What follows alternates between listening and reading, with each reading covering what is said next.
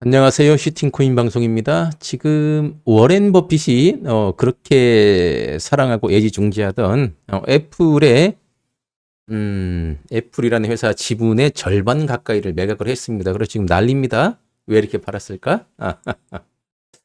그리고 그것도 놀랍고요. 지금 여기 오른쪽 사진 보시면 요거는 이제 그렇죠. 워렌 버핏의 버크셔 해서웨이가 들고 있는 현금의 보유량인데 역대급으로 지금 높습니다. 그러니까 현금을 잔뜩 보유하고 있습니다. 그래서 아마도 일각에서는 워렌 버핏이 뭐 경기 침체를 준비하고 있는 거 아니냐 그런 얘기들이 많이 도는데요.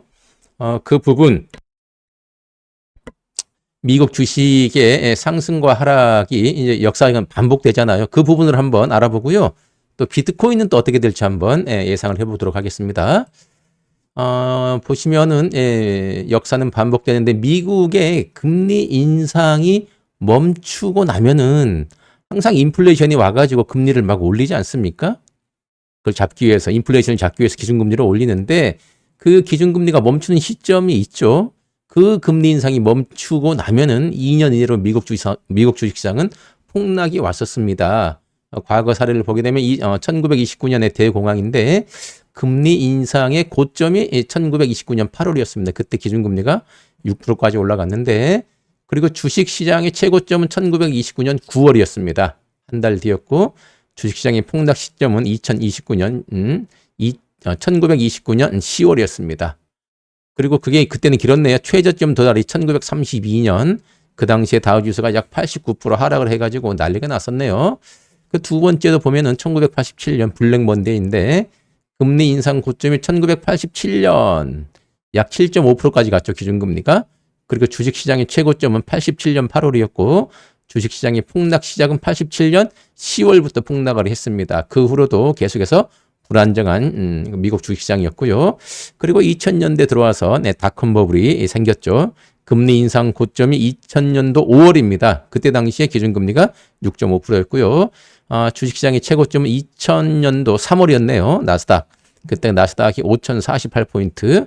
그리고 주식시장의 폭락은 2000년도 4월부터 폭락하기 시작해가지고 최저점은 한 2년 정도, 2002년도에 나스닥이 약 78% 정도 하락하고 끝났습니다. 그리고 가장 최근에는 2007년도 잘 아시는 서브프라임 모기지 위기죠. 금융위기라고 얘기를 하는데 그 당시에 금리 인상의 고점이 2006년도 6월입니다. 5.25%까지 갔고요. 주식시장의 최고점은 2007년도 10월이었습니다. 그 당시에 다우지수가 14,164였죠. 그리고 주식시장의 폭락 시작은 2008년 9월부터였습니다. 이제 좀 간격이 시작됐고요. 그리고 주식시장의 최저점은 2009월 3월로 비교적 빠르게 다시 바닥을 다지고 올라온 걸 볼 수가 있겠습니다. 자, 그러면은 최근에 보면은 이제 이거 최근 자료를 보게 되면 우리가 그때 코로나 때문에 금리를 쭉 내렸잖아요. 그리고 나서 갑자기 인플레이션이 시작이 됐는데 그때 파월 의장이 인플레이션이 없다고 했는데 거짓말이었습니다.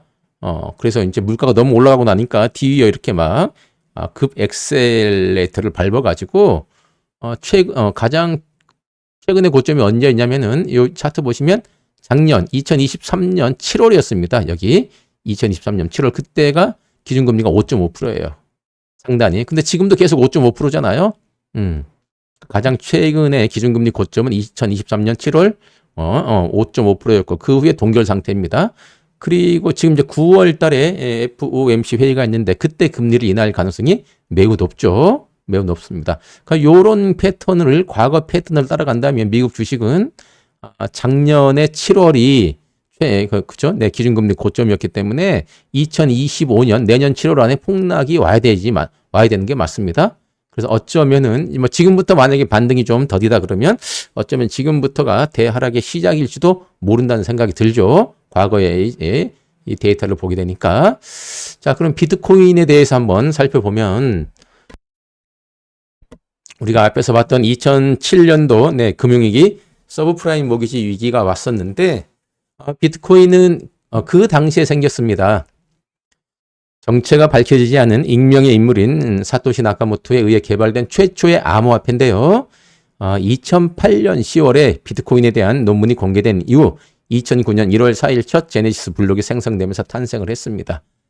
비트코인은 P2P 기반이죠. 네, P2P. 개인 대 개인 기반의 전자화폐 시스템으로 출발했고, 2008년도 서브프라임 모기지 글로벌 금융위기 직후에 기존의 화폐 시스템을 부정하는 대안적인 체제로 탈중앙화죠. 그렇게 출발한 것이 비트코인입니다. 현재까지는 뭐 법정화폐를 대신한다기보다는 대안적인 투자 수단으로 자리 잡고 있고요.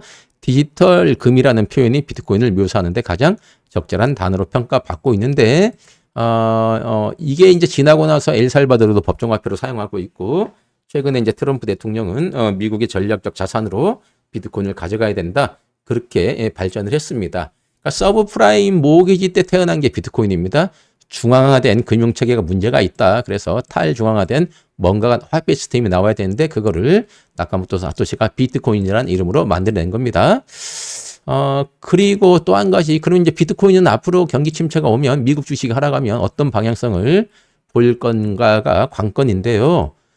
그걸 보기 위해서는 금하고 비슷한 방향으로 갈 가능성이 높기 때문에 금을 한번 살펴보면 예전에 이제 2007년부터 서브프라임 모기지가 왔잖아요. 그렇죠? 그러니까 2007년부터 2011년까지 여기 보시면 한 3년 정도, 3, 4년 정도의 요 금 가격 추이입니다. 어떻습니까? 예, 급등을 했습니다.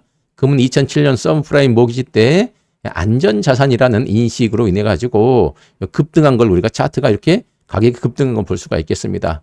자, 이번에도 경기 침체로 미국 주식이 폭락한다면 금은 과거처럼 더 급등할 가능성이 매우 높은데요. 디지털 금이라고 평가받는 비트코인은 어떤 모습일지 굉장히 궁금합니다.